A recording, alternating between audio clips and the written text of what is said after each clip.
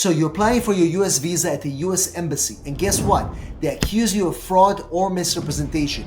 How can you overcome this? What can you do now? In this video, I'll give you all the top strategies and the best ways to overcome an accusation of fraud or misrepresentation. Hello everybody, and welcome back to Immigration Channel. In this video, we'll talk about what you can do if you show up finally to your US visa interview and they accuse you of fraud or misrepresentation. This can have devastating consequences on your visa interview or the future of your visa to the United States. You need to know what to do if this happens, because sometimes if you're accused of fraud or misrepresentation, it could be a permanent bar and you'll never be able to apply for any future visa to the United States. So we've seen in many recent visa interviews, the consular officers at US embassies abroad are getting more strict, are getting more complicated because they're doing a lot more vetting than they used to do in the previous years. This is all happening because of the executive orders that came out in early this year from the Trump administration saying, we want to see more vetting, we want to see more strict analysis and review of visa applicants that are coming to the United States. And guess what? As a result of these procedures, many more people are being targeted and accused of fraud or misrepresentation just simply for saying words at the interview. I'm not talking about evidence that they find or things like that, which we'll talk about as well. I'm just talking about words that you tell the consular officer. And in this video, I'm going to tell you everything you need to know, how to prepare for such interview, and what to do in case they accuse you of fraud or misrepresentation. So make sure you watch this video all the way until the end so you don't miss any of our tips. If an immigration officer determines that you committed fraud or misrepresentation, they're going to accuse you under section 212A 6CI, and under this section, you're not admissible to the United States. You just come in on any type of visa. And sometimes if people are accused of fraud or misrepresentation, they might get a lifetime ban, which means they're not going to be able to come to the United States for many years. If you're ever being accused of fraud or misrepresentation and they accuse you under this section 212A 6CI, you have to discuss this with your attorney and then figure out what are the best options to move forward, because many people are getting now into the situation and they are worried whether they're going to ever be able to come back to the United States. First of all, let's understand what is this charge all about. What does this fraud or misrepresentation charge mean to us under section 212A 6CI? This happens when a consular officer determines that you knowingly committed fraud or misrepresentation or concealed a material fact from them at the interview, and you conceal this material fact to obtain an immigration benefit. If they determine that, then they will accuse you of fraud or misrepresentation. This could be providing false information on a visa application. For example, if they ask you, have you ever been arrested before in your life? And you say no, because you know if you say yes, you're not going to get a visa, and then you say no, and then later they find out at the interview, that is considered to be fraud or misrepresentation. Or for example, when you travel to the United States, it doesn't have to be only at the embassy. If you came to the United States in the past, you lied to the CBP officer, they put a notation on your record, you went back home because they canceled your visa, that can also be an issue because the officer says, listen, you did this because if you told them the truth, they would have never let you into the United States. For example, you came to the United States, they catch you with documents in your bag saying that you're coming to visit, but in fact, you're coming to marry your girlfriend, and it's all in your file. They see all your documents, they see all the wedding invitations, and you still lie to them, they cancel your visa, and now you're facing the consular officer and say, hey, you lied at the border. You told him you're going to be a tourist, but you came to marry. We're now going to bar you under this section.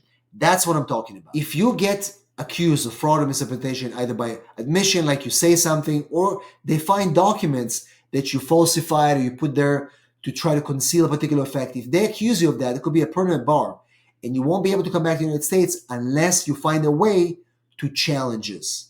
Now, guys, before I tell you exactly how you can challenge those accusations of fraud or misrepresentation, I want to ask you a favor. You're watching my videos every single week, but you're not a subscriber. And if you're not a subscriber, please subscribe to my channel right now and share this video with somebody that cares. Also, give us a big like so YouTube will be able to show this video to more people just like you.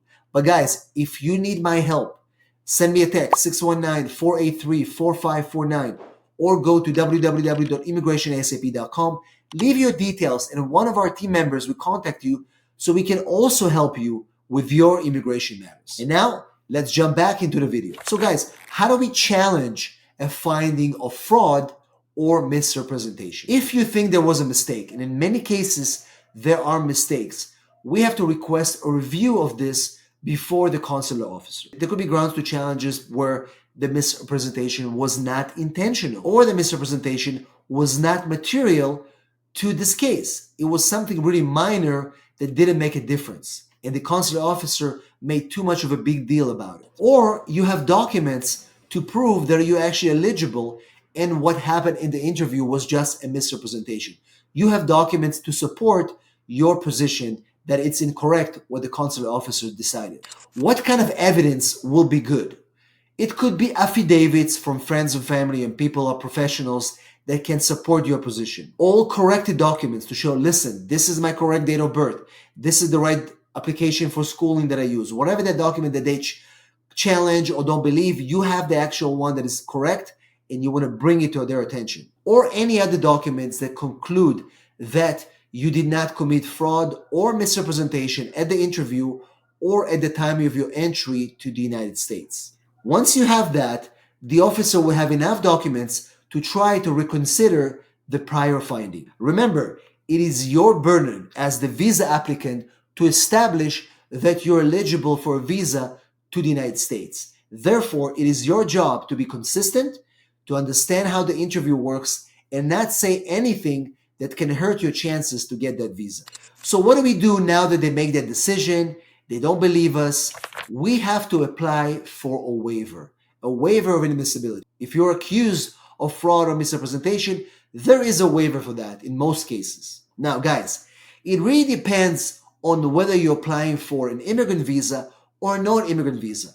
For most non-immigrant visas, there are very limited waivers. The most common waiver is the 212D3 waiver, which allows somebody who was accused of fraud or misrepresentation to still apply for a waiver after some time, as long as they can prove that they're not a threat to the United States, that they are not doing anything bad at this time in their life, and that whatever happened before is no longer the case. You can apply for a 212D3 waiver for inadmissibility. We do many of these waivers, but if you're applying for an immigrant visa, you have more options, of course. If you're applying for a green card and they accused you for misrepresentation, you can apply for a waiver known as I-601 waiver, as long as you can prove hardship to your U.S. citizen petitioner, whether it's a green card holder spouse, a U.S. citizen spouse, or a U.S. citizen parent.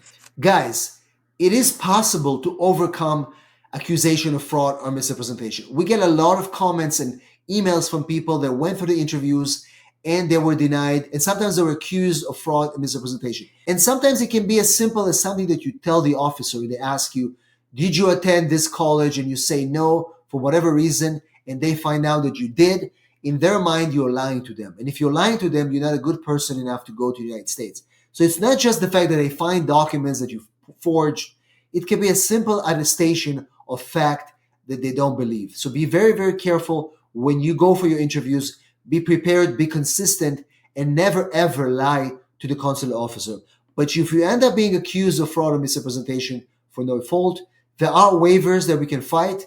On the non-immigrant side, we can fight 212D3 waiver, which we do many of those waivers at our office. And for immigrant visas, 601 waivers are very strong waivers. We win many of those cases, and don't be afraid to challenge any accusations of fraud or misrepresentation. Once again, guys, if you need help with your case, send me a text 619-483-4549 or go to www.immigrationasap.com. Leave your details and one of our team members will contact you ASAP. Thanks for watching, and I'll see you on our next video.